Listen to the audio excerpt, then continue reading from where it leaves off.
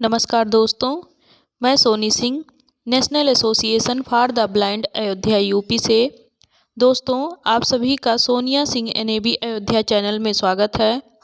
दोस्तों, आज इस वीडियो में हम डीएड स्पेशल एजुकेशन के लिए थर्ड सेमेस्टर का first common paper education in emerging India society paper, जो कि HIVI का कॉमन पेपर है, इस पेपर का हम यूनिट बाय यूनिट अध्ययन कर रहे हैं, जिसमें हम सभी 1.4 तक अध्ययन कर चुके हैं। आज हम सब 1.5 का अध्ययन करेंगे। जैसा कि आप लोगों को पता है, education in emerging India society paper अर्थात उभरते भारतीय समाज में शिक्षा, इसके बारे में हम चिंतन कर रहे हैं। तो चलिए, फर्स्ट यूनिट के अंतर्गत आज हम 1.5 सब यूनिट का अध्ययन करें। 1.5 है हमारा पूर्व व्यावसायिक शिक्षा, प्री वोकेशनल एजुकेशन। आज हम सब पूर्व व्यावसायिक शिक्षा के बारे में अध्ययन करेंगे। मनुष्य एक सामाजिक प्राणी होता है। समाज में रहते हुए उसकी कुछ मूलभूत आवश्यकताएं होती हैं। एक सफल जीवन जीने के लिए एक दृष्टिबाधित व्यक्ति कुछ व्यावसायिक कौशलों को सीखता है। एक दृष्टिबाधित व्यक्ति को रोजगार दिलाना आवश्यक होता है। रोजगार प्राप्त होने से उस व्यक्ति का आत्मसम्मान बढ़ता है और उसमें सुरक्षा की भावना आती है। इसके लिए सरकार को ऐसे जागरूक कार्यक्रम संचालित करने चाहिए जिससे दिव्यांग व्यक्तियों को सही प्रकार की शिक्षा प्रदान की जाए। एक दिव्यांग व्यक्ति का जीवन अर्थात दृष्टिबाधित का जीवन तभी सुधर सकता है जब उसके जीवन का स्तर सुधारा जाए, जब उन्हें रोजगार प्राप्त हो सके।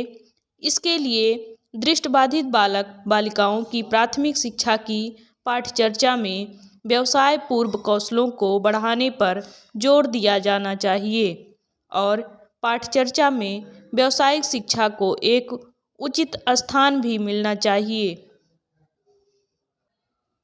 अतः व्यवसाय पूर्व शिक्षा के लिए शिक्षा के ऐसे प्रारूपों को अपनाना चाहिए जो दृष्टिबाधित बालक बालिकाओं को विद्यालयी स्तर से ही व्यावसायिक शिक्षा प्रदान कर सके। ऐसा ही एक प्रारूप है मुक्त शिक्षा प्रणाली, ओपन लर्निंग सिस्टम। यह प्रणाली शिक्षार्थियों को अपनी क्षमता के अनुसार अपने स्थान, अपनी योग्यता और अपने समय पर अध्ययन की सुविधा प्रदान करती है। दूसरे शब्दों में यदि हम इसका अर्थ जानें तो मुक्त शिक्षा प्रणाली औपचारिक शिक्षा प्रणाली के पूरक विकल्प का काम करती है। अब हम पूर्व व्यावसायिक शिक्षा का अर्थ जानेंगे। पूर्व व्यावसायिक शिक्षा से तात्पर्य ऐसी शिक्षा से है जो बालक को व्यावसायिक शिक्षा ग्रहण करने के लिए पूर्व आवश्यकताओं को उपलब्ध कराती है। अतः जिस प्रकार से हम अंग्रेजी पढ़ना सीखना चाहते हैं तो उसके पहले हमें अक्षरों का ज्ञान होना अति आवश्यक होता है। ठीक उसी प्रकार से व्यावसायिक शिक्षा ग्रहण करने से पूर्व हमें इस शिक्षा की आवश्यकता पड़ती है। यह शिक्षा अधिकांशतः पिछड़े हुए बालकों व निःशक्त बालकों को प्रदान की जाती है। मानसिक मंदता की स्थिति में जब कोई बालक 15 से 18 वर्ष की आयु का हो जाता है तो उसे पूर्व व्यावसायिक शिक्षा प्रदान की जाती है, अर्थात वह बाल्यावस्था के बाद जब वह किशोरावस्था में पहुंचता है तब उसे व्यवसाय के लिए शिक्षा दी जाती है। अब हम कुछ मुक्त विश्वविद्यालयों के बारे में शिक्षा ग्रहण करेंगे, जैसे इंदिरा गांधी राष्ट्रीय मुक्त विश्वविद्यालय IGNOU इग्नू। यह एक केंद्रीय विश्वविद्यालय है जिसकी स्थापना सितंबर 1985 ईस्वी में हुई। इसका मुख्यालय नई दिल्ली में है। भारत और अन्य देशों में लगभग 33 इसके अध्ययन केंद्र हैं। शिक्षण अनुसंधान के अलावा विस्तार और प्रशिक्षण इस विद्यालय की शैक्षणिक गतिविधियों का आधार है। इग्नू की स्थापना कुछ उद्देश्यों को ध्यान में रखकर अपने कर्तव्यों को पूरा करती है, जो इस प्रकार है। रोजगार के लिए कुछ ऐसे पाठ्यक्रमों को चलाना जिनमें व्यक्ति डिग्री, डिप्लोमा तथा प्रमाण पत्र प्रशिक्षण प्राप्त कर सके, जिसके रोजगार संबंधी व्यवसाय प्राप्त कर सके। अगला है बड़ी संख्या में लोगों को, विशेषतः लाभान्वित वर्गों के लोग, उच्च शिक्षा प्रदान करने हेतु अवसर प्रदान करना चाहिए। ज्ञान प्राप्ति तथा ज्ञान के स्तर को बढ़ावा देना तथा शोध प्रशिक्षण, पुनर्शिक्षण या प्रशिक्षण हेतु अवसर प्रदान करना। दूरस्थ शिक्षा प्रणाली के माध्यम से उच्चतर शिक्षा की सुलभता एवं समानता में वृद्धि करना और संस्थाओं और मुक्त तथा दूरस्थ शिक्षा प्रणाली द्वारा ऐसे कार्यक्रमों का संचालन, मूल्यांकन तथा क्रियान्वयन करना और साथ ही ऐसे उपायों को खोजना जो उचित हो और उसका ज़्यादा से ज़्यादा लाभ उठाया जा सके। अगला हमारा मुक्त विश्वविद्यालय है राष्ट्रीय मुक्त विद्यालयी शिक्षा संस्थान NIOS। राष्ट्रीय मुक्त विद्यालयी शिक्षा संस्थान भारत के मुक्त विद्यालयों का शिक्षा परिषद है। यह एक स्थायित्व संगठन है।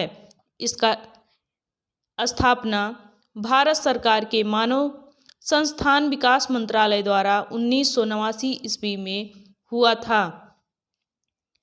इसका उद्देश्य देश के सुदूरवर्ती क्षेत्रों के विद्यार्थियों को सस्ती शिक्षा उपलब्ध कराना है। राष्ट्रीय मुक्त विश्वविद्यालयी शिक्षा का संस्थान स्कूली स्तर की शिक्षा के अतिरिक्त व्यावसायिक शिक्षा भी संचालित करते हैं। इसके अतिरिक्त सेकेंडरी सर्टिफिकेटेड कोर्स, मुक्त बेसिक शिक्षा, सीनियर सेकेंडरी सर्टिफिकेटेड कोर्स इत्यादि इसके अंतर्गत आते हैं। NIOS विभिन्न व्यावसायिक विकल्प प्रदान करता है, जैसे अल्प दृष्टि वाले व्यक्तियों के लिए सिलाई, कटाई, लेखन, कंप्यूटर टाइपिंग, जूट उत्पादन, मुर्गी पालन, बढ़ईगिरी आदि।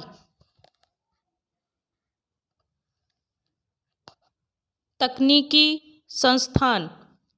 अब हम तकनीकी संस्थान के बारे में चिंतन करेंगे।